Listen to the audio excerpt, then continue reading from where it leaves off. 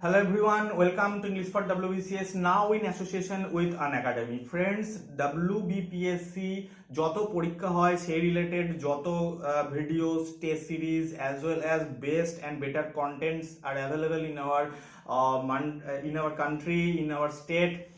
সেই সব লিঙ্ক এই ভিডিও ডেসক্রিপশনে দিয়ে দেওয়া হয়েছে, তোমরা সেগুলো গিয়ে চেক আউট করতে পারো এবং আমাদের আনএকাডেমি লার্নিং অ্যাপটাকে তুমি ডাউনলোড করতে পারো। সো ফ্রেন্ডস, আমাদের এটা একটা ভিডিও লেকচার সিরিজ চলছে। কিসের ভিডিও লেকচার সিরিজ? না ফ্রেন্ডস, কনস্টিটিউশনাল বডিগুলো তুমি একবার পড়ে নিয়েছো, ইন্ডিয়ান পলিটির এটা একটা ভিডিও লেকচার সিরিজ চলছে ফ্রেন্ড। সেলফ স্টাডি নোট, ঠিক আছে, সেলফ স্টাডি নোট কিভাবে তুমি রিভিশনের জন্য তৈরি করবে, নিজে তৈরি করবে, তোমার সেলফ মেড বুকস হয়ে যাবে ওটা। It is very handy okay friends. এর আগে আমি 3 ভিডিওস আপলোড করে দিয়েছি, সেইগুলো যদি তুমি না দেখে থাকো তাহলে এই ভিডিওর ডেসক্রিপশনে এবং উপরে আই বাটনে তুমি লিংক পেয়ে যাবে, পজিটিভলি ভিডিওগুলো চেক আউট করো।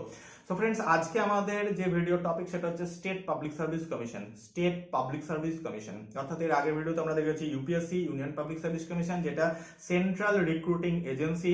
আর আজকে আমরা যেটা দেখবো সেটা হচ্ছে স্টেট পাবলিক সার্ভিস কমিশন, অর্থাৎ কি না আমাদের যে আর কি রাজ্যের যে অর্থাৎ state recruiting agency. Okay friends, তো চলো দেখে নেওয়া যাক যে আমাদের কিভাবে নোট মেকিং থাকবে। এবং ফ্রেন্ডস, আমি যেভাবে এখানে নোট মেক করতে বলছি তোমাদের, তোমরা যদি একটা পেজে নিজে নোট বানিয়ে নাও ফ্রেন্ডস, এই নোটটাই তোমার মেন অ্যাসেট হয়ে যাচ্ছে। এবং believe me and trust on me friend, যে পরীক্ষার হলে এই নোট থেকেই তোমার কোশ্চেন আসবে, এর বাইরে কিছু কোশ্চেন হয় না বা আসে না। ওকে ফ্রেন্ডস, তো দেখো সবার প্রথম আমরা দেখে নিই যে আমাদের যে স্টেট পাবলিক সার্ভিস কমিশন আছে এটা একটা কনস্টিটিউশনাল বডি। হ্যাঁ, কনস্টিটিউশন বডি। কেন কনস্টিটিউশন বডি নয় ফ্রেন্ডস? কারণ এটা তো একটা কনস্টিটিউশন বডি হবে, এর একটা নিজস্ব আর্টিকেল নাম্বার আছে, এটা একটা পার্মানেন্ট অ্যান্ড ইন্ডিপেন্ডেন্ট বডি।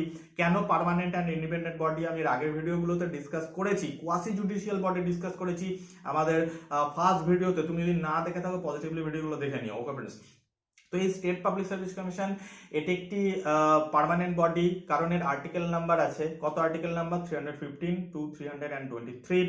এটার একটা পার্ট নাম্বার আছে, অর্থাৎ কনস্টিটিউশনের বইয়ের ভেতরে একটা প্লেস আছে, সেই পার্ট নাম্বার কি না 14। পার্ট নাম্বার কি না 14, XIV রোমান নিউমারালসে 14 হয়। ওকে ফ্রেন্ডস, তো এগুলো তোমার নোটের মধ্যে থাকতে হবে। নেক্সট পয়েন্ট হচ্ছে কি না কে এই স্টেট পাবলিক সার্ভিস কমিশনের চেয়ারম্যান অ্যাজ ওয়েল অ্যাজ এর মেম্বারসদেরকে অ্যাপয়েন্টমেন্ট দেয় না গভর্নর অ্যাপয়েন্টমেন্ট দেয়, governor of the concern state এদেরকে অ্যাপয়েন্টমেন্ট দেয়। নেক্সট পয়েন্ট হচ্ছে এরা কতদিন পর্যন্ত তাদের অফিস হোল্ড করে থাকতে পারে ফ্রেন্ডস?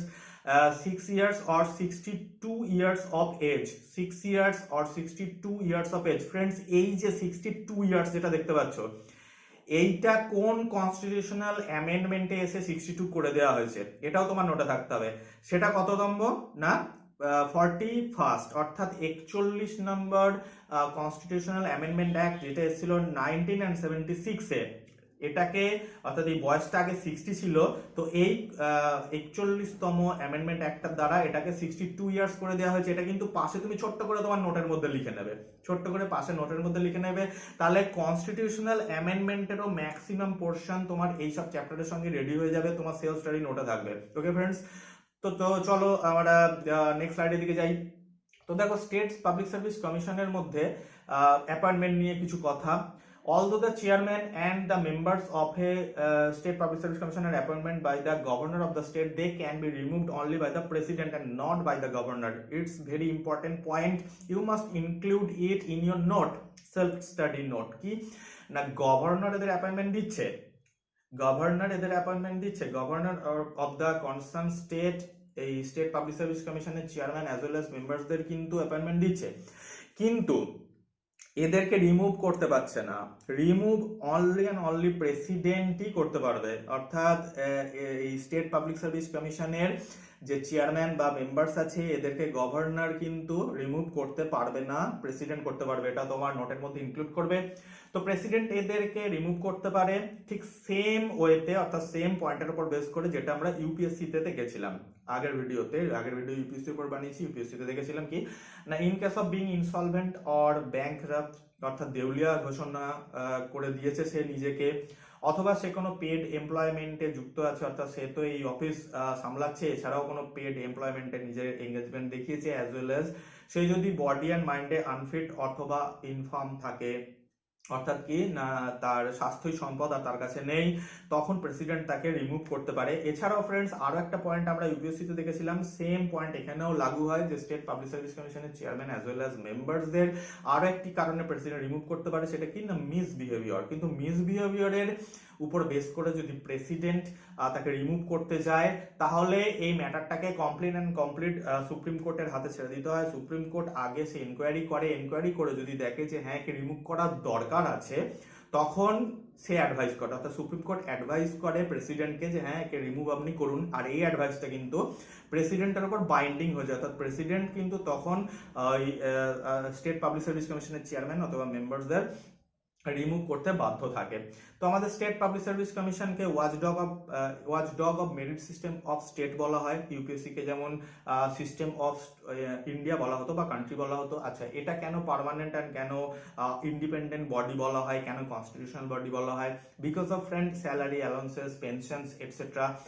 ঠিক আছে, ইভেন স্টেট পাবলিক সার্ভিস কমিশনের অফিসের যত খরচাপাতি আছে সমস্ত কিছু চার্জ করা হয় consolidated fund of state, consolidated fund of স্টেটের উপরে।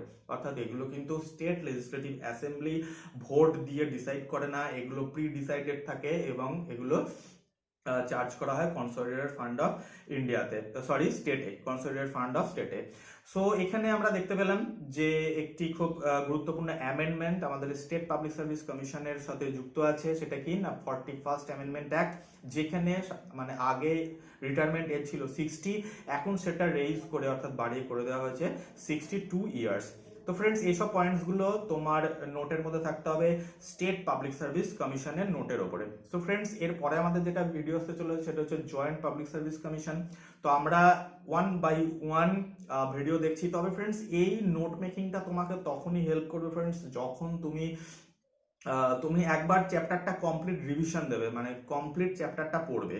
কমপ্লিট চ্যাপ্টারটা যখন তোমার পড়া হয়ে যাবে, তারপরেই কিন্তু তুমি এই রিভিশন নোট মেকিং প্রসেসটা করবে। অর্থাৎ আমি তোমাকে এখানে পয়েন্টগুলো বলেছি, তুমি অনলি এই পয়েন্টগুলোই পড়ে পরীক্ষা দিতে চলে যাচ্ছ, এটা কিন্তু করো না ফ্রেন্ডস।